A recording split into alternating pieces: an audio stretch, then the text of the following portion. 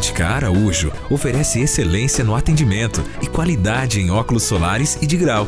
Possui tecnologia de ponta, Roya e Varilux para tirar medidas digitais em 3D diretamente na armação escolhida, eliminando possíveis erros e proporcionando exatidão na confecção de seus óculos. A equipe da Ótica Araújo é uma das equipes de técnicos em óptica mais antiga da cidade. Ótica Araújo. Aqui o cliente negocia com os proprietários.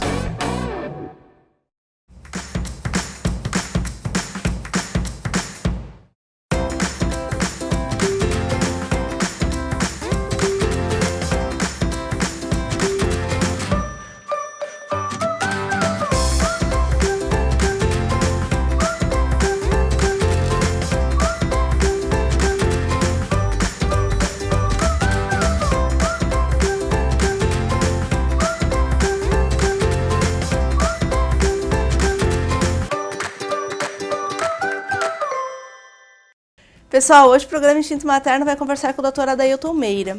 Ele é ginecologista, obstetra, ele é homeopata e ele é constelador e ele usa constelação sistêmica familiar na parte de ginecologia e obstetrícia. Ele vai conversar com a gente um pouquinho sobre o que é a constelação, por que ele usa tanto na ginecologia e quais são os resultados que isso tem na vida das mulheres que participam da constelação e que são pacientes dele.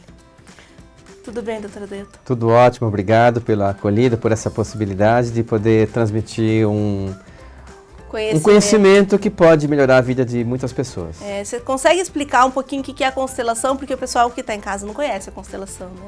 Algumas pessoas. Como que a gente consegue explicar a constelação? É muito difícil, porque quando me explicaram antes de eu fazer, eu cheguei lá e vi uma coisa completamente diferente. E eu sempre faço essa pergunta para as pessoas que vêm participar. Era o que você imaginava? A pessoa fala, não tinha ideia, por mais que se descreva. Então, quem não conhece ainda, eu posso dar uma ideia, mas a constelação não é para se entender. É para se sentir. É para se sentir, e você só pode sentir quando você está presente numa constelação. Mas, basicamente, nós temos a psicologia do século passado, começando com Grodeck, com Freud, se estabeleceu em cima do indivíduo. Depois veio o Jung, que falou do inconsciente coletivo, começou a abrir um pouco mais que o indivíduo não tem as questões emocionais dele só para ele. Nós estamos conectados. Aquilo que hoje é a genética, fala, minha mãe teve diabetes, minha avó teve diabetes, então eu tenho uma tendência ao diabetes. Então, que tendência que é? É uma tendência sistêmica. Nós estamos conectados com as nossas famílias, com a nossa ancestralidade, muito mais do que a gente imagina. Uhum. E nós repetimos comportamentos. É a lealdade familiar, né? Nós repetimos, às vezes, o meu pai não teve sucesso, eu não vou ter sucesso, o meu avô teve uma falência, eu vou ter uma falência, minha mãe não foi feliz, aí eu não vou ser feliz com a minha mãe. Enfim, e você vê casos mais graves de mães e avós que tiveram abortos e filhas que repetem os abortos. Então, nós estamos conectados a uma coisa muito maior do que simplesmente um laço familiar. É isso que nós chamamos de conexão sistêmica. Uhum. E como que o senhor introduz isso na vida das mulheres através da ginecologia, da obstetrícia? Bom, partindo do princípio de que quando eu me afasto do meu centro, eu me perco de mim mesmo. E conforme eu vou me afastando da minha essência, a minha alma, ela tenta me trazer de volta para mim mesmo. Uhum. Como? Através de sintomas e doenças. Então, as doenças, ela tem uma função para melhorar a minha vida. A nossa tendência é sempre rejeitar a doença como algo ruim. Claro, é desagradável você ter dor, você ter uma série de sintomas desagradáveis, mas a doença, ela é curativa. Então as pessoas me procuram no consultório tendo doenças. Então as doenças fazem as pessoas procurar ajuda. Uhum. Já é um outro ponto positivo. E o meu papel é fazer a leitura. Onde esse sintoma se localiza, lado esquerdo, direito, qual que é a função dessa doença, qual que é a mensagem que aquela doença está trazendo para aquela pessoa. Que não é simplesmente estou com uma dor, dá um remédio, tira a dor, ela volta. Estou com dor de cabeça, mas por que dor de cabeça? Por que não só no Tentar lado entender esquerdo? o sentido, né? Exato. E quando a gente começa a entender esse sentido de uma doença, a gente tem uma conexão mais ampla. Então, eu vou dar um exemplo. A pessoa vem, se queixa de endometriose. É muito comum, está cada vez mais comum. Aí eu peço para ela montar, pegando uns bonequinhos, posicionar ela, a mãe e o pai. E às vezes a doença. Tá? A forma, a posição que ela põe, virado para onde, quem olha para quem, de costas, virado, ela diz tudo sobre qual é a conexão daquela pessoa. Então, por exemplo, um caso de endometriose, eu vi o pai afastado de costas para o sistema e a paciente olhando bem perto da mãe, olhando para a mãe. E a doença entre ela e o pai. Então, o que acontece? É uma pessoa que tinha muita raiva do pai e ligada com a raiva te prende, né? Uhum. A raiva prende mais que o amor e aprisiona mais. Então, enquanto ela não entra e aceita o pai que tem, ela vai ficar doente. E a endometriose, o que acontece? Ela não tem a possibilidade de engravidar. Então gera uma infertilidade, não voluntária racionalmente, mas inconscientemente, sim. Algo dentro daquela mulher está fazendo uma doença que não permite que ela engravide. Uhum. E quando ela não engravida, ela continua o quê? Ela continua sem se sentir mãe e sem se sentir plena, digamos Ela assim. continua filha. Se ela continua filha, ela continua criança presa àquela condição familiar. E aí você vê, muitos casos, nesse caso, a irmã dela, de 42 anos, morando com o pai e com a mãe solteira. E uma irmã de 45 que não conseguia engravidar. Então, assim, você vê as três irmãs, todas com dificuldades de se afastar desse sistema que prende. Né? Então, a partir do momento que você toma consciência do que está acontecendo, do que te envolve, é o primeiro passo para você sair da situação. Mergulhar naquela situação, acolher, e ali eu fiz com ela uma visualização, conversando com a mãe, né? E depois conversando com o pai dentro dela, e ela foi embora. E ela volta um mês depois, sim, completamente diferente. Estava resolvendo um namoro, tinha resolvido o namoro, saiu de casa, ia morar fora, e aí outras coisas começam a acontecer a partir do momento que aquilo entra no coração dela, entra no emocional dela, e ela toma consciência que ela está presa a algo, e a doença veio para mostrar ela. Uhum. E eu, no caso, os ovários policísticos, né? Foi uma dúvida que o pessoal me mandou por mensagem agora há pouco. Tem como o senhor tentar explicar um pouco o que são os ovários policísticos e por que eles acontecem? Tem. O ovário policístico, basicamente, é uma situação de anovulação. A mulher não ovula. Uhum. Antigamente, se via que a cápsula do ovário era muito espessa, então o folículo, que desenvolve todo mês da ovulação, vai desenvolvendo, começa muitos folículos, e a gente chama do folículo dominante, aquele que pega toda a força. E ele vai expandindo 10 milímetros, 15, 20, 25, às vezes quando chega com 30 milímetros, ele chega perto da cápsula do ovário e explode, ele solta o óvulo na cavidade abdominal. Uhum. Esse óvulo é captado pela trompa, a trompa pega o óvulo e ele acontece, então, a ovulação, e acontece uma provável e possível fecundação dentro da trompa. Ectópia, né? Não, a fecundação fecunda na trompa, só que depois ela vem e implanta no útero 7 dias depois. Muito bem. Então, no ovário policístico, essa mulher não ovula. O folículo cresce, chega a uns 15, 20, 25 e não tem força para ovular. Então, não tem aquele pico hormonal no meio, que é o LH, e o FSH, que faz um pico de ovulação bem no meio do período. Então, assim, o que é a ovulação? É característica feminina. Uhum. É a liberação da energia mais feminina que existe, que é a ovulação. Né? Você pode ter um homem afeminado, que se veste como mulher, que sente que é mulher, mas ele nunca vai ovular. A mulher, típico, é profundo da mulher a ovulação. Então ela não consegue ter essa força do feminino dentro dela para ovular. Se ela não ovula, ela não está tendo a possibilidade de engravidar. Então ela está presa como sempre criança. Filha, criança que permanece. Ou uma outra abordagem é que ela gasta muita energia com outras coisas. Gasta tanta energia com tantas coisas que não tem energia para ovular. Sim. Também eu já vi muito disso. A pessoa que está muito envolvida no trabalho e um monte de coisa e não tem energia para ovular. Uhum. Pessoal, vamos para um rápido intervalo e já voltamos.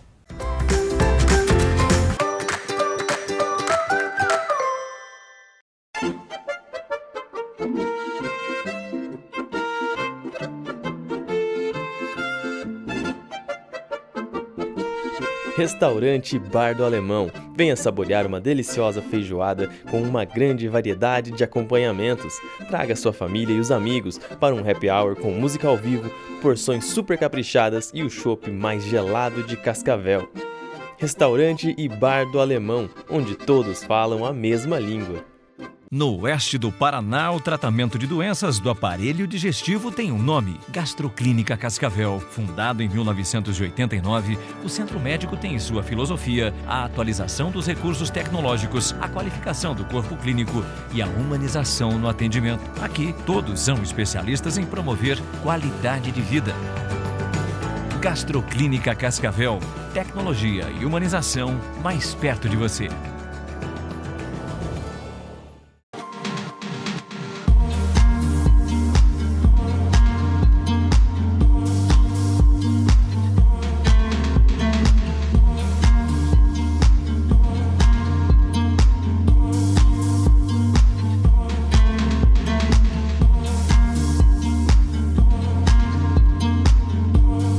Gran Caça Móveis, transformando sonhos em realidade. Rua Marechal Cândido Rondon, 1931, esquina com a Rua São Paulo. Dicas instinto materno de como arrumar o cabelo em casa.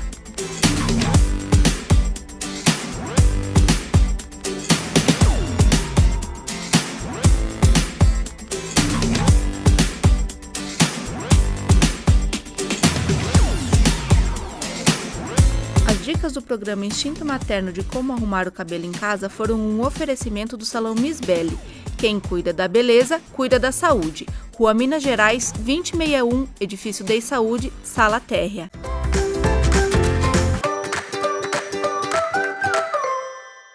Voltando agora, conversando com a doutora Adailton, como que o senhor entrou nessa parte sistêmica dentro da ginecologia obstetrícia, sendo o senhor médico, doutora Adailton?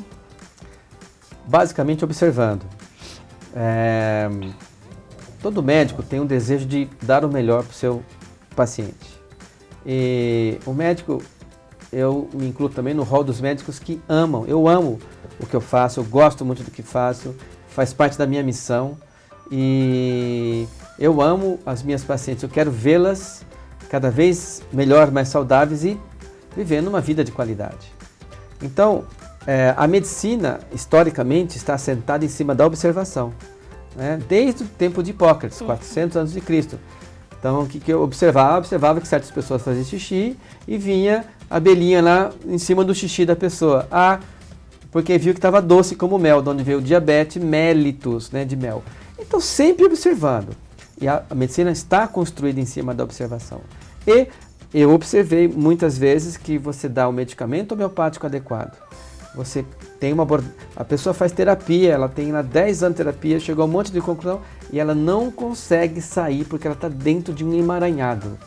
É mais forte do que o emocional, ela é mais forte do que ela, é uma coisa que prende, a pessoa não consegue sair daquela bola de neve. Daquela trama que como um emaranhamento mesmo.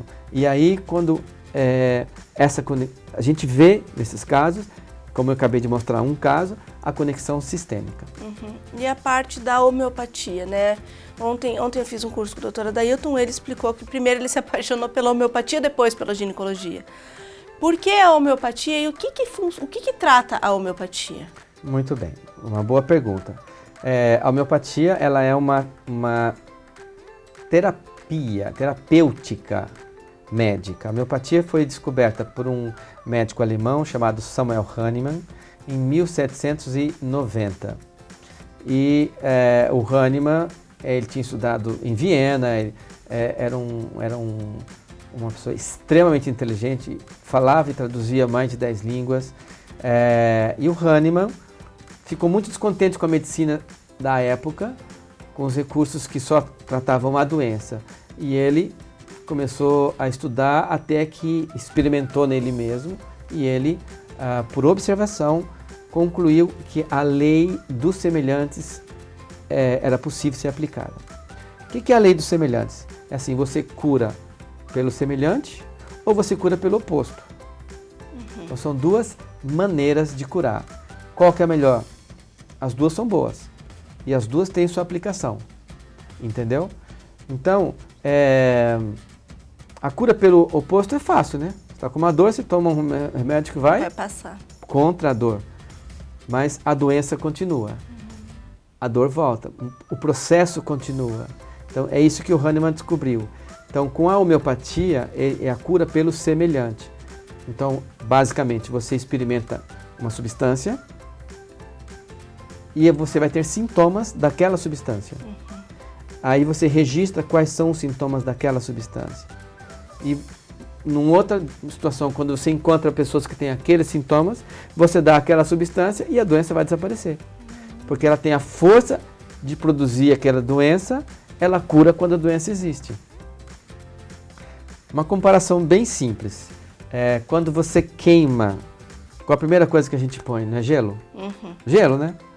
Agora, se você for para o Polo Norte, começar a andar, o gelo, ele faz o quê? Ele queima. Queima. Então a mesma substância que queima, ela pode curar a queimadura. Tá entendendo? Lei dos semelhantes. Lei dos semelhantes, né?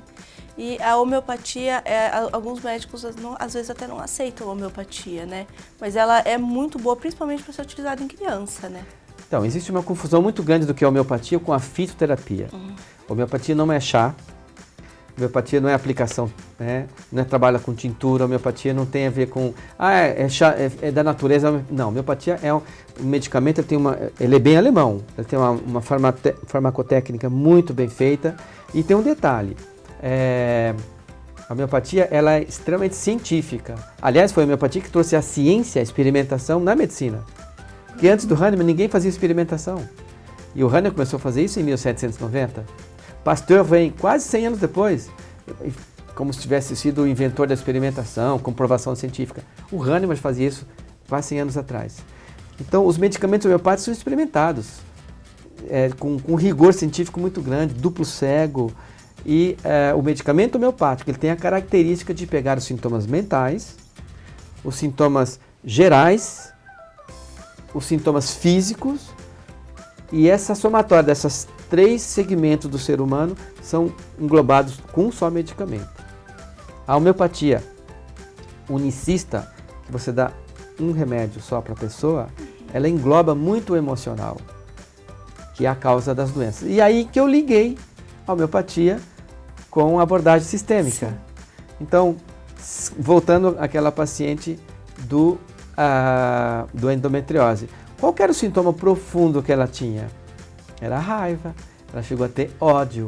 Negação do pai. Negação do pai. Então, o que eu precisava tratar nela é o ódio. Então, eu peguei esse sintoma e você vai para a escolha do medicamento homeopático, levantando os sintomas também que aparecem na constelação. Então, ampliou a minha chance de cura, ampliou a minha visão do ser humano, a minha visão médica e mais ferramentas de trabalho. Você entende? Então, é como um marceneiro que só tem chave de fenda.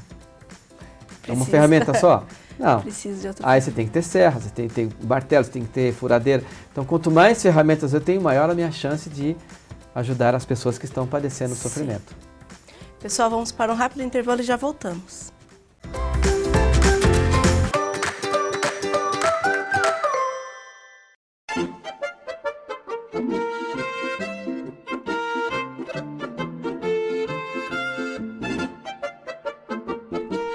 Restaurante Bar do Alemão. Venha saborear uma deliciosa feijoada com uma grande variedade de acompanhamentos.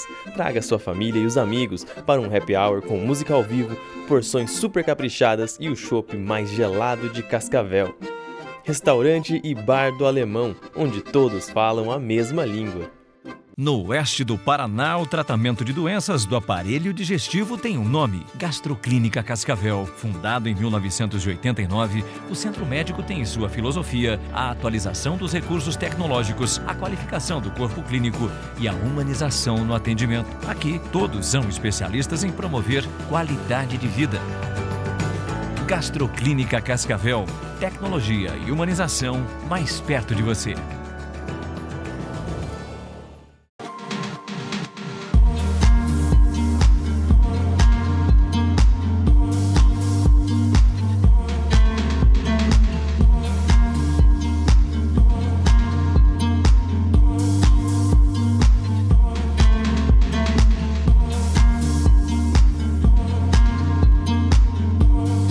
Gran Caça Móveis, transformando sonhos em realidade. Rua Marechal Cândido Rondon, 1931, esquina com a Rua São Paulo. Oi, eu sou a Dani Pilar, eu sou maquiadora e hoje eu vou te dar dica de maquiagem. Depois de você hidratar a sua pele, porque isso ajuda a maquiagem fixar muito melhor e aguentar mais tempo e a base também ficar mais bonita na sua pele. Então, depois disso, você passa o primer. Eu gosto de usar esse, geralmente, que é em gel, dá para todos os tipos de pele, tranquilo. E ele vai fechar os poros e até ajudar um pouco com algumas linhas de expressão, além de segurar melhor a base. Aqui passa bem para fechar, porque geralmente a gente tem os poros que são abertos bem aqui nessa região.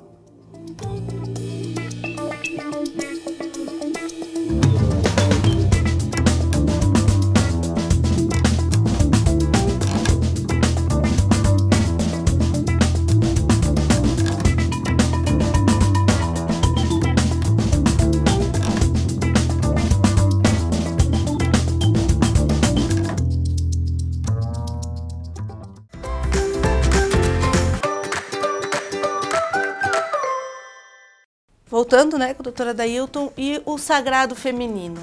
O que vem a ser, né, a mulher, ela descobrir-se mulher e ela ter isso para a vida dela? Porque muita gente fala assim, mas isso me deixa um pouco menos mulher por ser feminista, né, e ir contra algumas coisas que ela pensa assim, eu vou ser melhor que o homem. Tenta explicar. Bom, o assunto é muito amplo e a gente poderia conversar muitas horas sobre isso. Mas basicamente o que a gente vê hoje em dia é a mulher em conflito com o seu lado feminino. Já falamos na síndrome de ovário policístico e da endometriose, duas situações onde uma doença inconsciente não permite que a mulher se reproduza. Ou seja, a reprodução faz com que ela entre na vida adulta. Então, essa mulher ela pode ter 20, 30, 40, 50 anos. Dentro dela, ela é uma criança. Então, veja, ela não tem contato ainda com a feminilidade dela profunda de adulto, mulher adulta. Para você virar uma mulher adulta, é necessário você romper o cordão umbilical emocional. O cordão umbilical, que é cortado na hora do parto, é um deles. O outro é mais complicado. Por quê? Resumidamente, a mulher sai do útero da mãe e cai no útero do pai, que é a casa, família. Então, é como ela está pronta para ser um ser humano, mas ela não é um indivíduo. Então, ela vai se individualizar durante 15 anos, que é o processo de maturidade, de transformação de uma criança em um adulto. A criança é frágil, recebe atenção, não consegue viver sozinha, precisa ser alimentada, precisa ser protegida, tudo isso. O adulto cuida de si mesmo, trabalha, ganha o seu próprio dinheiro, come sua comida e cuida de si, entendeu? Então, nesse processo de você sair da vida de criança para adulto, esse processo é um processo de individuação. A questão é que, como adulto, quando que você vira adulto? Esse é o ponto. É quando você rompe com a sua família de origem. Porque é a única oportunidade que você tem para formar a sua nova família. O que nós vemos hoje é uma grande epidemia de pessoas que casam, mas continuam ligadas às suas famílias Sim, às de vezes origem. até moram junto, tudo. Moram junto, moram na mesma casa, Moram no mesmo terreno. ou perto, ou aquela filha que telefona para a mãe quase que todo dia, entendeu? Então o corpo tá lá. Ou às vezes sai do Brasil. Vai para fora, quer se distanciar, mas não consegue, porque daí fica presa, porque é dentro, é uma decisão, é uma atitude que precisa, de alguma maneira, de uma certa ajuda, como alguns partos precisam de ajuda, nem todos. O parto da alma dessa mulher precisa, em algum momento, de uma ajuda para se fazer como mulher adulta. E é a hora que você rompe, na hora que você olha para trás, olha o pai e a mãe que você tem, agradece, reconhece que eles são os pais certos, aquela é a mãe certa para você, aquele é o pai certo para você. Não tem conflito nenhum, do jeito que eles tomam tudo do jeito que é, vira de costas e segue para sua vida. E aí você Tão difícil, falar é tão fácil. Mas mas daí você não precisa mais ter pai e mãe, você já é uma adulta. Para que ter pai e mãe? Para ajudar a cuidar dos netos. Aí você contrata uma pessoa, você trabalha, põe uma pessoa a fazer isso, entendeu? Então, o cuidar, aí assim, pode ajudar, os avós podem ajudar, mas se você morar em outro lugar, uma cidade que não tem avó, é você, seu marido, seu filho, ele vai, entendeu? A vida é você enfrentando. Isso acontece em toda a natureza. Natureza, passarinho crisou asas, saiu do ninho, vou embora. Sim, a mãe nem reconhece depois. É adulta, não acabou a função mãe. A mãe tem uma função, pegar aquela criança, transformar ela no adulto, depois acabou a função. Ela vira uma mãe aposentada. A gente falou no termo mãe aposentada já anteriormente e chega a ser engraçado, né? Porque ninguém imagina que mãe se aposenta, mas as mães deveriam se aposentar. Deveria se aposentar. Uma boa mãe é aquela mãe que o filho não precisa dela. Porque ela criou um adulto independente. E quanto mais independente, fica leve para ela. Porque é pesado para uma mãe também ter que cuidar dela e de um filho, de uma filha, adultos. Hoje você vê pessoas de 34, 38 anos morando com os pais. Dependendo dos pais. Às também, vezes né? mais, 48, tem um caso de 60 anos, nunca casou, 58, morou a vida inteira com o pai e com a mãe morre, fica lá sem saber o que fazer. Porque foi criado para ser criança, nunca virou adulto. E se você não vira adulto, você não vive a sua vida. E para reverter isso? Tomada de consciência, querer sair daquela meleca que você está, querer ter vontade de viver plenamente, querer ter vontade de voar alto, querer vontade de descobrir a vida, o mundo, conhecer as coisas como são, viajar e vencer dois inimigos. A procrastinação e o perfeccionismo. Essas duas características impedem você vai sempre, amanhã vai dar certo, vai indo, você vai adiando. E a perfeição, enquanto não for perfeito, não tá bom. Essas duas características impedem a gente de viver uma vida gostosa, uma vida plena. Muito obrigada pela sua entrevista, doutora Dailton, gostei bastante. Pessoal, se vocês quiserem assistir estas e outras entrevistas, é só entrar no nosso Facebook, Facebook/Programa Instinto Materno ou no canal da TV Medicina Saúde no YouTube. Até mais!